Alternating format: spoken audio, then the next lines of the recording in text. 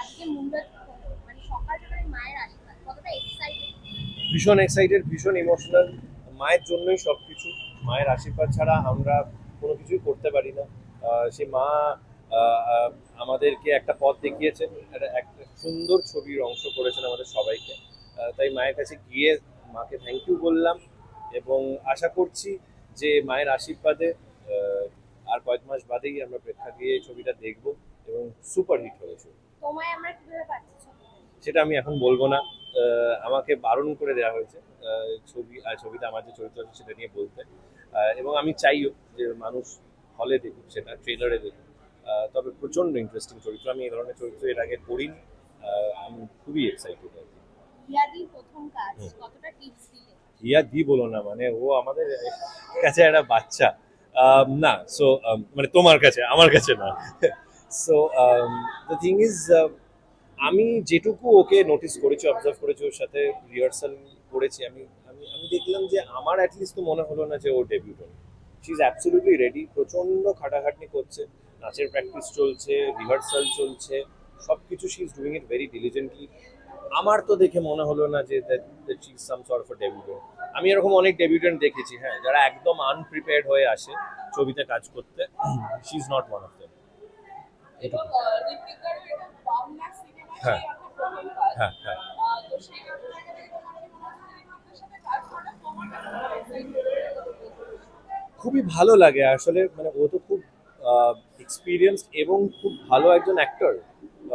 তো ওই আদান প্রদানটা হয়, আমরা নিজেরাও অনেক কিছু নিয়ে কথা বলেছি, আড্ডা মেরেছি, সেসব জিনিস তো রয়েছে। মানুষটা খুব ভালো, কিন্তু I am very excited to work with him because when you work with a good actor, একটা ভালো অ্যাক্টরের সাথে কাজ করলে না অনেক কিছু নতুন করে তৈরি হয়, স্ক্রিপ্টের বিয়ন্ড লেগে অনেক কিছু তৈরি হয়। সো এই কাস্টিং নিয়ে আমি ভীষণ ভীষণ এক্সাইটেড। শুধুমাত্র ঋত্বিক না, ঋত্বিক আছে, হিয়া আছে, শ্বেতা রয়েছে। সো এই পুরো কাস্টিংটা আমার কাছে খুব ইন্টারেস্টিং, আমার মনে হয় খুব একটা মজার কাজ হতে চলেছে। Thank you. নতুন কাজ কি বলবে? কি বলবো, খুব খুশি আর কি, মানে আফটার আ লং টাইম আমি ডুইং আ বেঙ্গলি ফিল্ম, রাহুলের সাথে আমার প্রথম কাজ। আর মজার ব্যাপারটা হচ্ছে একটা রোম্যান্টিক কমেডি, মানে ইটস বিন সো লং যে আমরা এরকম মজার কলেজ প্রেম যেখানে রাগ, অভিমান, ভালোবাসা, নর্থ বেঙ্গল সবটা আছে। সো আই থিঙ্ক একটা পাওয়ার প্যাক পারফরমেন্স সবার থেকে এক্সপেক্ট করা যায়, তো আমি তো খুবই এক্সাইটেড। একদমই। আর যে যাদের সঙ্গে কাজ করলেন, সৌম্যদা, ঋতিকা, রিয়া, কি বলবে? সবার আগে বলবো হিয়ার মতো সুইট মেয়ে হয় না, like she is a sweet heart. Or first মানে ওর ডেবিউ এটা, so she is nervous, but মানে ও জানে না যে ও কতটা ভালো পারফর্ম করতে চলেছে। So we are like we know what she is going to do.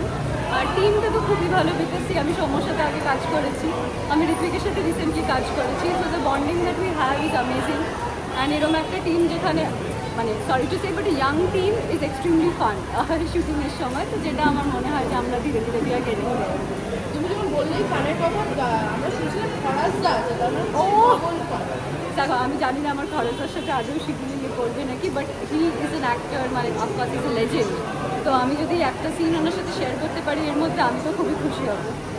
একদমই। তোমাকে এই ছবিতে কীভাবে কাজটিও দেখতে দেবে? দেখো, আমি সবসময় জেনারেলি ফিল্মসে বা সিরিজে আমাকে এরকম ক্যারেক্টার্স দেওয়া হয় যেখানে they are very sweet, very naive, timid, girl next ডোর।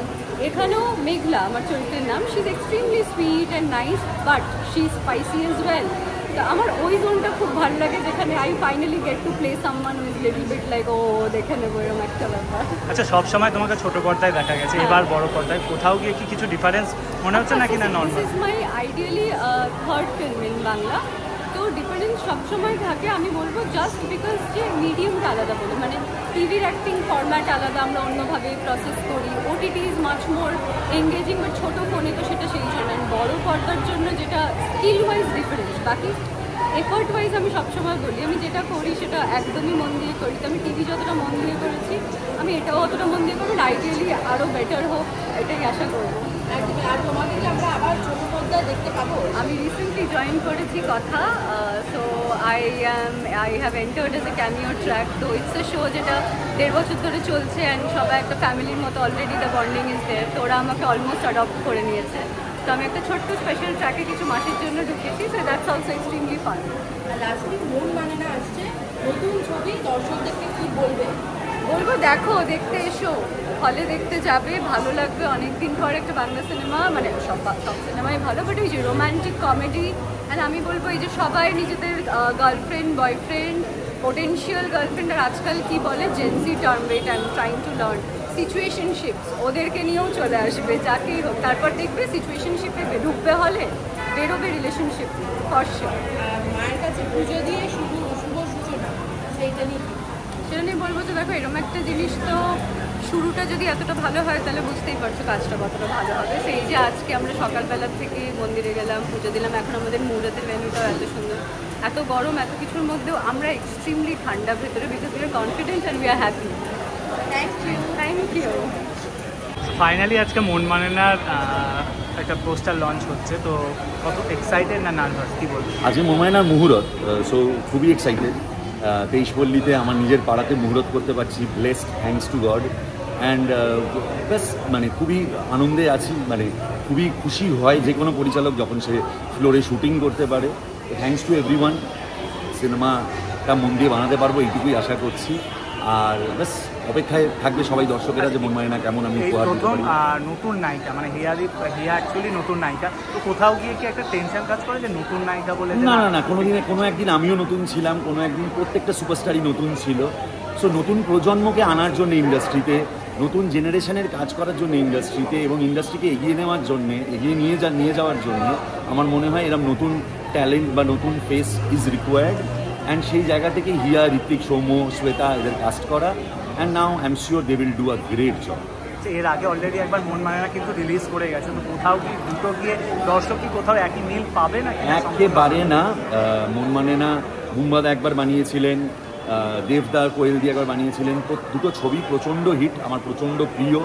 ছোটোবেলা থেকে মন মানে না গানটা শুনে বড় হয়েছি। But on the same time আমি একটা জিনিস বিশ্বাস করি যে মন মানে না নামটা এতটা লাকি যে একটা সুপারস্টার তৈরি করেছিল যার নাম প্রসেনজিৎ চ্যাটার্জি, সেম আরেকজন সুপারস্টার তৈরি করেছিল যার নাম দীপক অধিকারী, দেবদা, and on the same time Koel di. So এই নতুন প্রজন্মেরও বড় হওয়ার জন্যে, সুপারহিট হওয়ার জন্যে, সুপারস্টার হওয়ার জন্য এই নামটা আমার মনে হয়েছিল খুব লাকি হবে, এবং অন দ্য সেম টাইম গল্পের সাথেও যায় নামটা। সো সব মিলিয়েই মন মানে না নামটা দেওয়া, but nothing to do with those two films. আমার ক্ষমতা বা মানে সামর্থ্যও নেই অত ভালো ছবি বানাবার, বাট নিজের মতন করে আমি এই মন মানে না উপহার দেবো 2025 সালেই দর্শকদের। হঠাৎ হিয়াকেই কেন কাস্ট করা আপনি বেছে নেন? দেখো, সবচেয়ে বড় কথা, আমি একটা নতুন ট্যালেন্টেড ফেস খুঁজছিলাম। সো হিয়ার সাথে আমার দিলখুশের সময় আলাপ, সুজিতদা আলাপ করিয়েছিল। তো সেই দিন থেকে আজ পর্যন্ত আমি প্ল্যান করেছিলাম ওকে কোথায় কাস্ট করা যায়। সো মন মানে না স্ক্রিপ্টটা যখন আমার কাছে আসে, আমার মনে হয়েছিল she is perfect for the film. And কিছু না ভেবেই আমি ওর কাছে অ্যাপ্রোচ করি, অপুদাকে বলি, মহুয়াদিকে বলি, and they both were very excited যে হিয়ার প্রথম কাজ আমার সাথে হবে। অ্যান্ড বাস হিয়া অনবোর্ড হয়ে যায়। লাস্টে দর্শকদের কি বলবেন? দর্শকদের সবাইকে আমি হাত জোর করে একটাই রিকোয়েস্ট করব যে মন মানে না বলে একটা বাংলা ছবি আসছে, ইউথদের ছবি, নতুন জেনারেশনদের ছবি, আপনারা প্লিজ প্লিজ প্লিজ সবাই মিলে এই বছরেই সিনেমা হলে গিয়ে মন মানে না দেখুন। সকাল সকাল মায়ের আশীর্বাদ নিয়ে দিনের শুরু, সবার আগে তো কেমন লাগছে? খুব ভালো লাগছে। আইকনিক একটা ফ্রেজ বাংলায়, মন মানে না তো শুধু আমাদের ছবিতে প্রথমবার বলা হচ্ছে তা তো নয়, বাংলা সিনেমার যারা প্রেমিক, যারা আমরা ছোটবেলা থেকে গান শুনে বড় হয়েছি, খুব আইকনিক একটা কথা মন মানে না আমাদের সকলের জন্য। সেটা নিয়েই যখন ছবি হচ্ছে, এত ফ্রেশ একটা কাস্ট, তো আমার সব থেকে কাছের দুই বন্ধু, তাদের সাথে আবার ফিরে কাজ, রাহুল মধুরা, তো ভীষণ ভীষণ ভীষণ ভালো লাগছে, খুব এক্সাইটেড। আর তুমি তো নিশ্চয়ই এবং এই যে ফ্রেশ কাস্ট একটা যেটা বলছো, সেখানে শাশ্বততার মেয়ে অভিনয় করছে, সেখানে ঋত্বিকদার ডেবিউ বেঙ্গলি ফিল্ম, তো তাদের মিউজিক তুমি করছো, সেই মানে সেই এক্সাইটমেন্টটা কতটা রয়েছে? সেই এক্সাইটমেন্টটা আরও বেশি, কারণ যখনই দেবদার জন্য মিউজিক করছি বা জিদ্দার জন্য মিউজিক করছি, তখন জিনিসটা অন্যরকম হয়ে যায়। তখন আবার হয় তাদের স্টারডাম, তাদের ফ্যান ফলোয়িং, সবার কথা মাথায় রেখে অনেক কিছু করতে হয়। কিন্তু এখন একটা খোলা মাঠ, নতুন ফ্রেশ কাস্ট আছে বাংলায়, নতুন মুখ আরও বেশি জনপ্রিয়তা পাক, এবং ভালো গান নতুন করে আবার মানুষের মনে এসে একটা নতুন ব্র্যান্ড ক্রিয়েট হোক। তো সেইখানে দাঁড়িয়ে এফার্ট আরও বেশি লাগবে, কেন আমি জানি গান ইমিডিয়েটলি দেবদার ক্ষেত্রে, জিদ্দার ক্ষেত্রে যেটা হয় যে ইনস্ট্যান্ট একটা অডিয়েন্স আমাদের কাছে রেডি থাকে।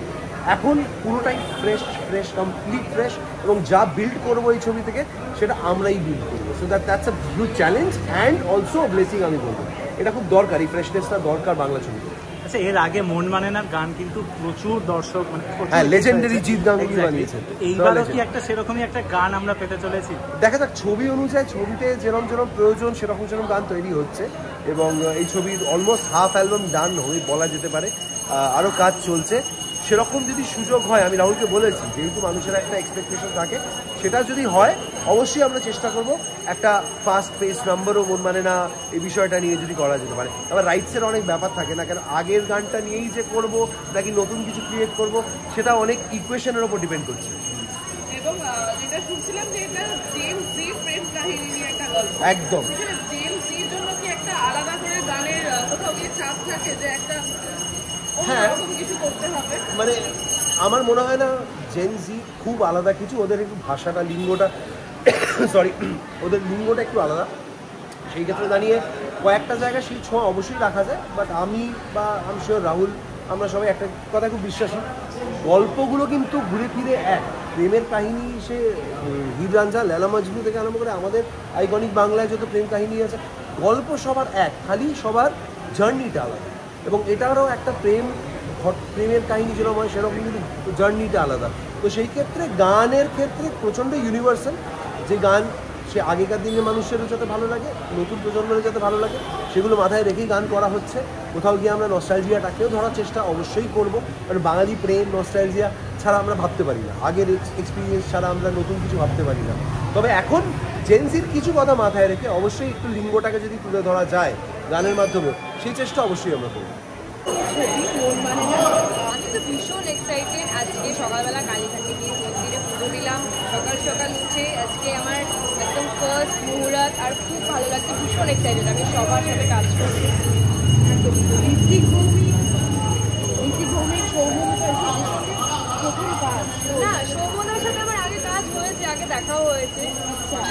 ঋত্বিকদার সাথে আমার প্রথম কাজ, আর হিয়ার সাথে আমি অলরেডি হিয়ার সাথে ফ্রেন্ডশিপ হয়ে গেছে, আমরা একসাথে ওয়ার্কশপ করছি অনেক তো তার জন্য হ্যাঁ আমাদের অলরেডি অনেক ভালো বন্ডিং হয়ে গেছে।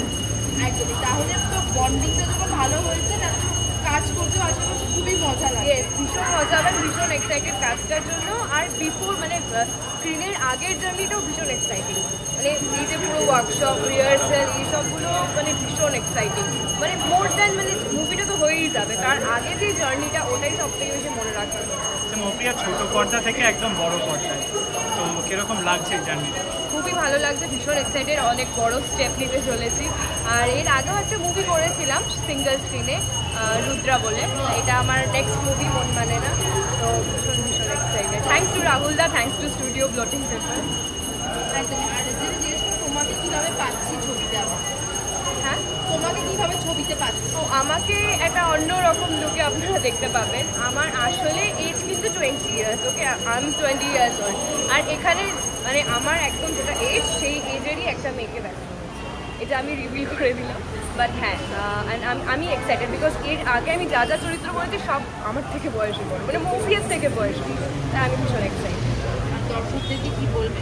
দর্শকদের বলবো যে মন মানে না মুভিটা আমরা সবাই মিলে এই আজকে মুহূর্ত হলো আমাদের পাশে থাকবেন, আমাদেরকে প্রচুর আশীর্বাদ করবেন। আর আমি আশা করছি এটা একদম ব্লকবাস্টার হোক, আর সবাই যখন হল থেকে সিনেমাটা দেখে বেরোবে তখন সবার ভীষণ আমি শিওর।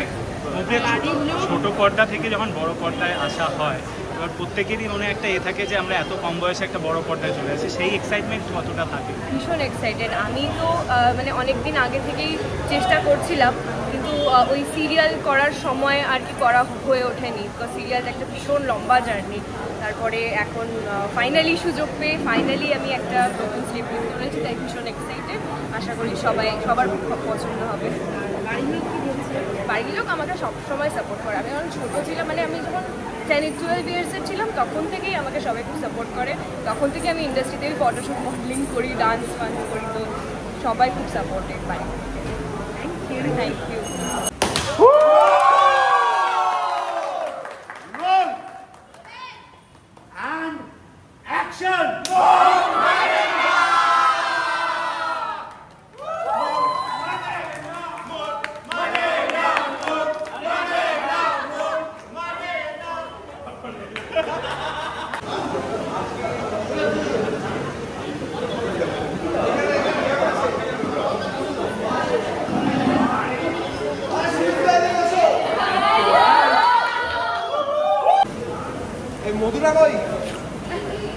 এখন সবাই একটু সিম্পল ক্যারেক্টার শেডটা যদি কেউ বলো। আপনারা যদি 90s-এর যত হিন্দি সিনেমাতে বাংলা ছবিতে রোম্যান্স দেখেছেন সেই সব রোম্যান্সের একটা ট্রিবিউট এটা। আর যে ক্যারেক্টার আমি প্লে করছি সেই ক্যারেক্টারের নাম হচ্ছে রাহুল, আর যে আমাদের ডিরেক্টর তার নাম হচ্ছে Rahul. He is also a huge fan of 90s Bollywood films, romance films, Bangla films. তো হোপফুলি যেইভাবে আমরা যতটা ভালোবাসা 90s ফিল্মের থেকে পেতাম ওই রকমেরই ভালোবাসার অতটাই ভালোবাসা মন মানানোর থেকে পাবে, রাহুলের থেকে পাবে, from the director and the character. And it's very special, কারণ কি এমনি ক্যারেক্টার আমি প্রথমবার করছি।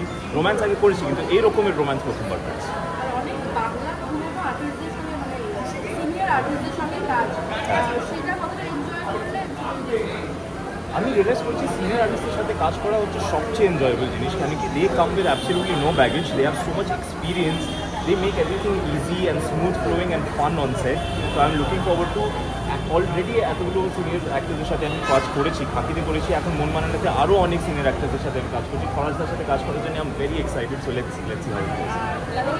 বাকির কথা যখন বলে তখন শাশ্বততার সাথে কাজ হয়েছে, আমার শাশ্বততার মেয়ের সাথে কাজ, এই এক্সাইটমেন্টটা কি করে? It is super, it's unbelievable যে কিছু মাস আগে লাস্ট ইয়ারই আমি অপুদার সাথে কাজ করছিলাম আর এখন হিয়ার সাথে কাজ করছি।